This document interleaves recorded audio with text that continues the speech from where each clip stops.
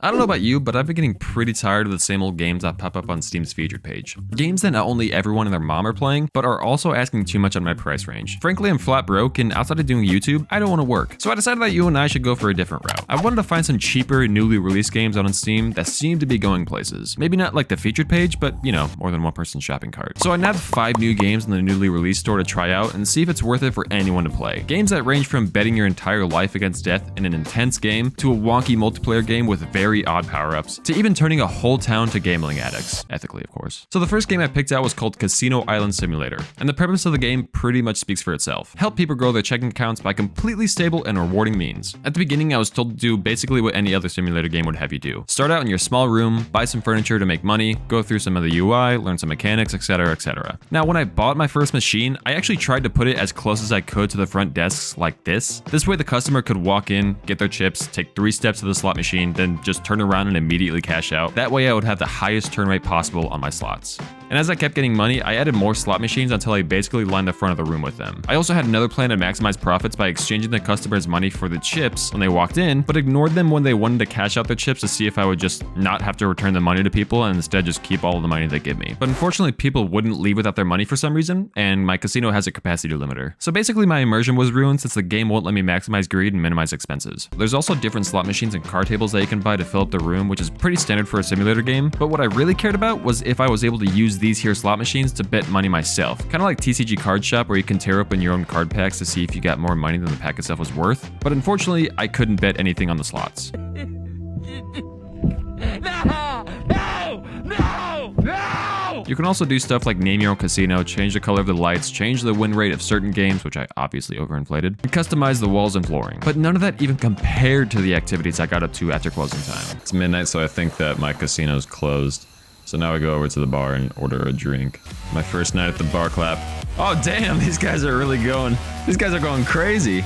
That lady's not wearing correct clothing at the nightclub. Yeah, these guys are going crazy. Look at this dude. They're busting it down. Yeah, why are half of you half naked? Hello, barkeep. Best beers on the island? All right. Fuck yeah. Fuck yeah. Oh my god, I'm getting drunk. A beer. More beers. Yo, damn, lady, you're going crazy on the pool table. Can I use this? I'm trying to play pool right now. All right, what else can we do? I'm gonna get lost. I got no idea. All right.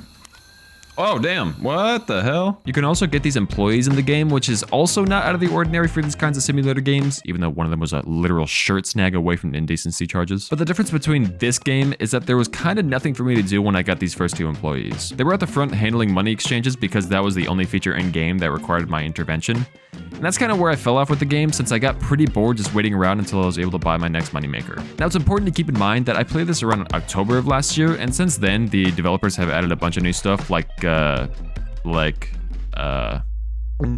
second floor. So if you like simulator games, you could give this a try, but to be honest, there are better simulator games out there. But they seem to have more plans for the future too, so I'll be keeping an eye out. The next game I picked out was called Last Game, and is about you, the player, laying on a hospital bed trying to gamble against literal death to win more days of living before your demise. And let's just say I may have gambled my entire life at one point. Now, when looking at the starting menu, it has a really smart design where all of my basic menu options are buttons on this hospital monitor to make the game feel real, such as play and music. All very real buttons on a hospital monitor, but there's this one switch in particular that I really wanted to press to see what happens, but the consequence of that button will be figured out later. When I pressed the start button, my heart rate dropped to 0. I then reawoke and was placed at a table where death was sitting, and in front of us were 5 dice each. And this is where I gambled for my life. I first had to throw my dice and then let death throw his, and then I bet any amount of days that I have left to live. Depending on how confident I was in my dice, I would bet however many days I wanted, and however many days I bet, death would normally match that or double it. After that, I pick up the dice that I would want to rethrow, if any, to get a better hand, and then death would do the same. Whoever had the better dice roll would win the pool. Obviously, the game is to get a better dice roll than death to extend the amount of days you have, and you have a rulebook to your left to figure out what die pairs were better than others. I'll admit though, when I first started playing, I didn't understand the rules at all, but now that I look back on it,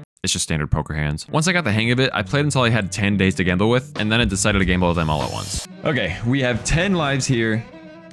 We're gonna go all in, try to get ourselves 20 days. That'll give us almost a full month of living. We're going all in. I still don't... 20 days? We could get ourselves a whole month. Oh my god, this is about to be... Okay, so we got a 5, a 5, a 6. 3, 3, 5. Oh shit! Yo, if death throws that 5 and gets a 3, It's over for me. 5514. 555 5555. We need a 5 and a 4. Please. 5 and a 4. That was horrible. I'm about to lose my life. I'm about to lose my life. No! Now, even though I did bet and lose all my remaining days, basically killing me, I returned onto the main screen and at least finally had the chance to see what that big red switch did on the monitor. So what happens if we turn this off? Yes. Oh, it just quits the game. The game had a great concept and cool level design, but after a while, I started to get pretty bored of the game. I feel like it's one of those games that if you watch someone play it, you don't really need to play it yourself since you're seeing all that it has to offer. The game would make me want to sink more time into it if there were other games to play death against to bet my days on, but since there wasn't, I played this game for about half an hour until I moved on. Now, it wouldn't be a video without trying at least one stupid multiplayer game that would make me and my friends yell at each other, and luckily I did find one. The game's called Supermarket. Honestly, the thing that got me to try this game and forced my friends to try it with me was the trailer for this game, which was just some friends, probably the developers, laughing and having fun with it themselves. It looked just stupid enough for it to be funny, so I figured I could try it out. Now, the premise of the game is that you and your friends are spawned into a supermarket square with multiple stores and buildings. You're each given a list of items that you have to find in this giant map and then deposit into a white rectangle in the main building, but you can't see the names of the items that you're looking at, and there are different versions of the same item like Dumbbell 1 and Dumbbell 2, which makes the game more tricky. The first person to complete their list wins the round. The twist is that the person that loses each round is given a selection of power-ups to pick from,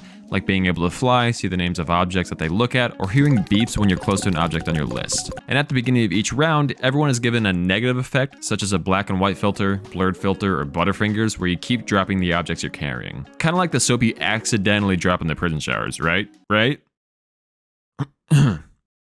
You can also throw items at your enemies to kill them and delay their game, which was a mechanic that I did not use sparingly. It was also fun ripping what my friends needed out of their hands and then proceeding to throw it across the map to really piss them off. Also, some of the power-ups were absolutely OP, one of mine being whatever item I threw in the deposit box first. It didn't matter if it was what I needed on the list or not, it would count as an item. So for the list that only needed one thing, it made for a pretty quick round. Boom. That's stupid. Honestly, I enjoyed this because it was a race against each other and some of the power-ups are strictly to help screw your friends. But the negative effects during each round was a real pain though, because some of them made it so hard to see what was going on. I could have just turned off my monitor and it wouldn't have been any worse. Now, even though I did enjoy this game, the two friends that I played with didn't, and I think it's because I kicked their ass in it. So if you want to try this game out, don't suck ass. I played this game for about 2 hours before I got bored, so it kept my attention for a bit. The next game, I'll be honest, I was immediately sold on because I'm a simple man. I see swinging mechanics and my monkey brain is instantly wanting to play it. It's called Mountain Hook, and whoever was playing Mountain Hook in the trailer made it look super smooth and simple to play, so I decided to try it out. But holy crap, was it anything but. I don't know if I have stupid brain or something, but I could barely make swinging around look as cool as the trailer did. There was quite a bit of obstacles in the way of me swinging, like the mountain itself, and I fell more times than I'm willing to admit. The game does give you explosives to blow up some of the rocks in your way, which I did use, but I also found that I could throw the explosive at my feet and jump right before it explodes to propel myself up. The downside of this is that it took away just a little bit of my health. Oh my god, I timed that horribly. Some mechanics made the game a bit easier, such as the mechanic where your character could grab onto the wall and jump off of it, or one where they can grab the ledge and pull themselves up if you barely made it, and sprinting to give yourself a bit of momentum before swinging. There's about 24 levels, each of them a bit harder than the next, and once you complete them, you unlock an endless mode, which I'm guessing is just how high you can get before you die. I'm only guessing because I haven't beat all the levels yet. My temper's still settling. Dude, are you This game seems like one of those games that should be on a mobile instead of a computer, but it was still fun to swing around, even though it wasn't as elegant as I thought it was going to be. I played about an hour and a half before I got bored of it. And the last game that I played is the game that I think not only deserves Game of the Year, but deserves an Oscar as well for its riveting story. I can't even believe I found this diamond in the rough in the first place. Boyfriend for Hire not only shook me to my core, but it changed how I thought about life. If it isn't what's your name again? Enter my name, bitch.